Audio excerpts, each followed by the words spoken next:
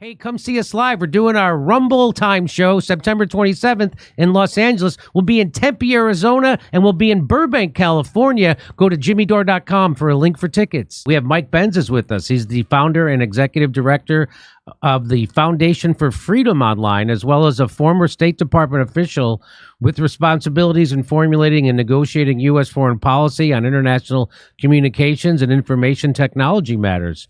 Mr. Benz founded FFO as a civil society institution, building on his experience in the role of championing digital freedom around the world in the public sector. Well, good luck with that. Please welcome to the show, Mike Benz.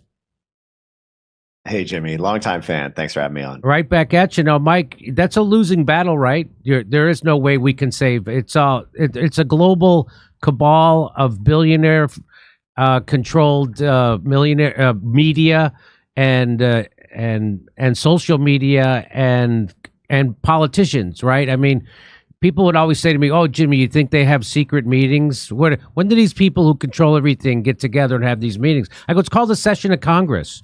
You think they're in there when there's a session in Congress and they're trying to figure out how to help workers or the elderly or sick people or students or anything? They're in there doing the biddings of the people who put them there, and the people who put them there are people like Reid Hoffman and Jeff Bezos and Bill Gates and George Soros. Those are the people that they're doing the bidding of. Am I wrong about this? You know something about it.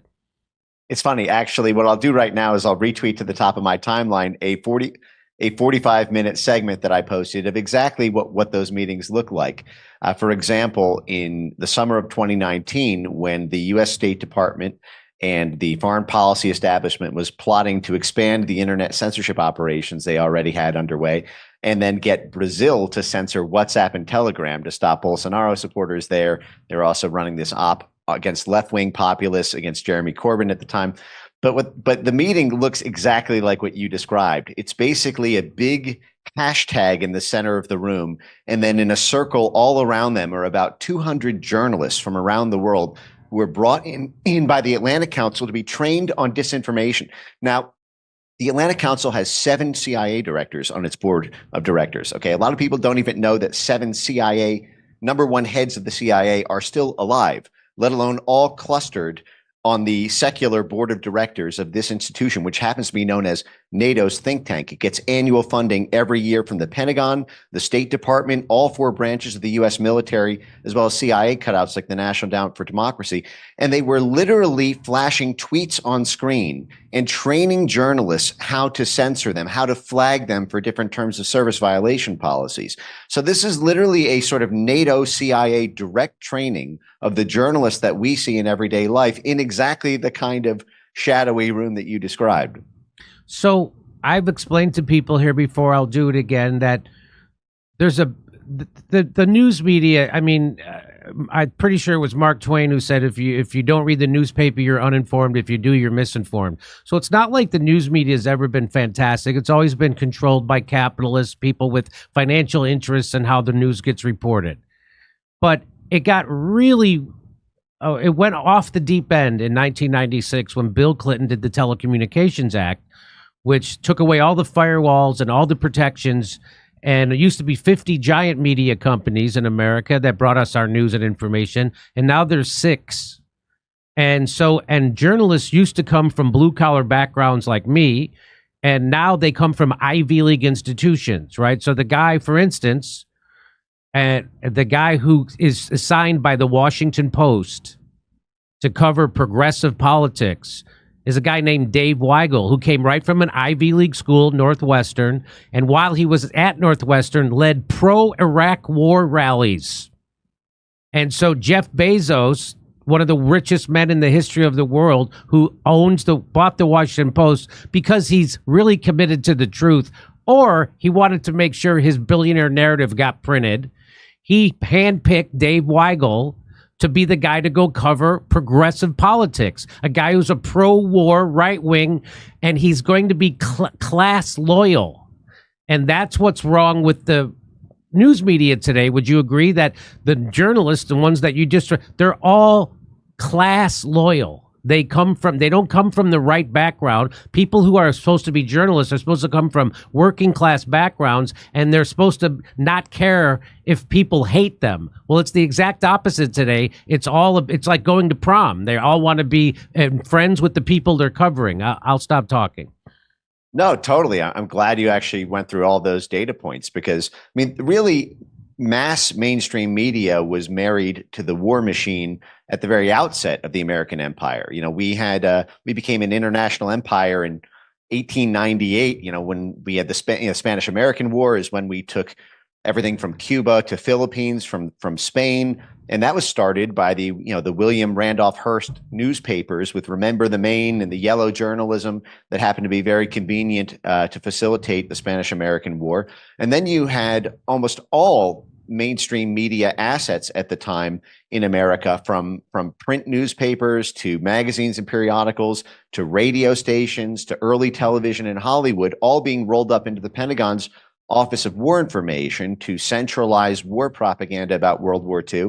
And then when the Cold War commenced immediately after that, these back channels were still very heavily influenced. I mean, all of the founders, for example, of CBS, NBC, and ABC, which are the big three new broadcast news stations during the 20th century, they were all founded by former Office of War Information veterans. They always had that link to the state. And then during the Vietnam era, there became this decoupling between military and media, and this set off a crisis in the national security state that they lost the Vietnam War because the military, the war machine, had lost its ability to win hearts and minds at home, and so Congress was voting against it. And so it's so funny you mentioned Dave Weigel in the Iraq War situation because one of the famous George H.W.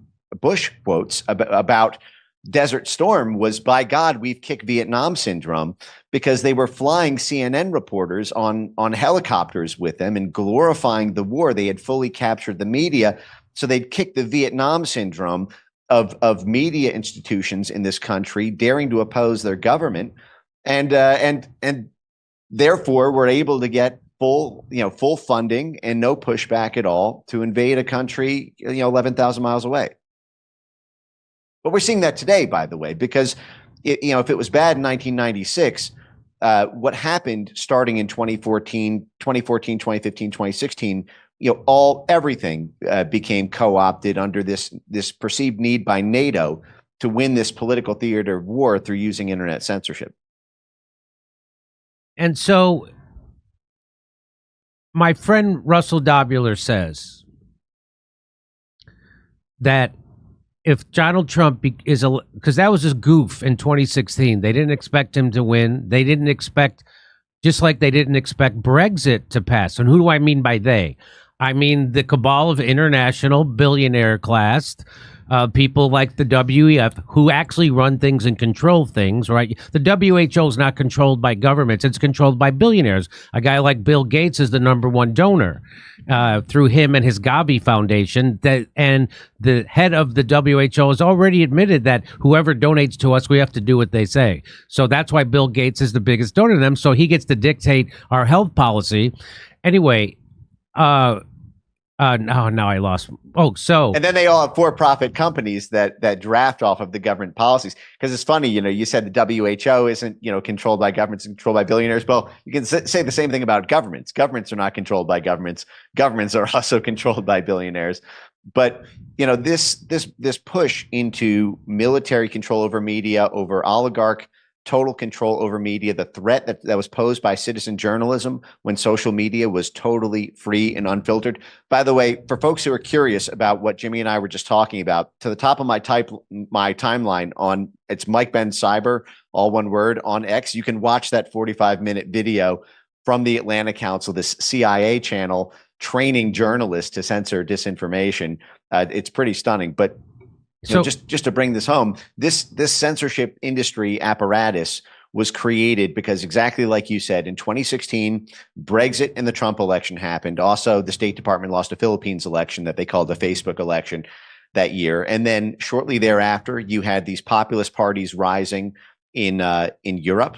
You had the Vox Party in Spain, the Marine Le Pen movement in France, Matteo Salvini in Italy, the AfD party in Germany, also more liberal, anti-NATO populist forces like Bernie Sanders. They were concerned about him in 2016, and they were very concerned about Jeremy Corbyn in the UK. And so you see this is a sort of nonpartisan, but hugely powerful apparatus that we're up against. But the fact is we have actually made a lot of dents in this demigod over the past 24 months. The only question is are we going to be able to survive the empire striking back in the form of all these global censorship laws that our State Department is fomenting, as well as state law censorship that is now popping up in places like California and others. Hey, I believe in having a substantial percentage of my financial future, meaning my retirement fund, secured with gold and silver. You know that. You know what I think about what's going to happen with the stock market. And that's why I decided to partner up with Colonial Metals Group. They helped me set up a safe and secure self-directed IRA where I have access to my assets no matter what the stock market, or for that matter, what the government is doing. Let the team of experts at Colonial Metals Group help you protect your family's future. We've put together a special offer for our audience. Click on the link in the description below or call a special 800 number and you're going to receive a safe and up to 10 grand in free silver. That's real. That could happen. Find out how that could happen. Go to colonialmetalsgroup.com/Jimmy-Dore-Show. So colonialmetalsgroup.com/Jimmy-Dore-Show or call 888-910-1419. Hey, come see us live. We're doing our Rumble Time show September 27th in Los Angeles. We'll be in Tempe, Arizona, and we'll be in Burbank, California. Go to jimmydore.com for a link for tickets.